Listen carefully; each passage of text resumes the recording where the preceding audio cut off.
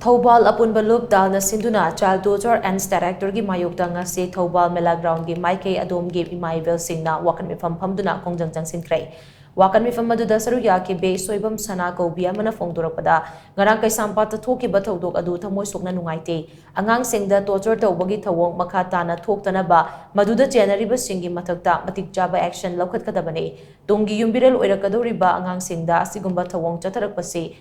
laibak thibane Hiramasigi matangda mama oibi sing tumina laithokloi haina mahangna makata ki Wakat Meepham aduda police ke ahianba thawong yaningde crime toba police personal sing choirak piyo ani thokpa lo yaningde sasinaba thawong khudakta lepu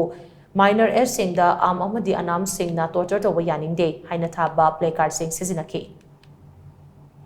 ngarang thokiba thawdoktuda yamna nungaitaba puknung nungsiba thawdok ama woikibaga loinana akoina karigumba matamda matungda amuhana angang nubida tainaroidabada tainaraga angang nubida aki khangpiba adagi kano tawdaba thawdoksing ase amuhana thoan bigano haina media gi thongda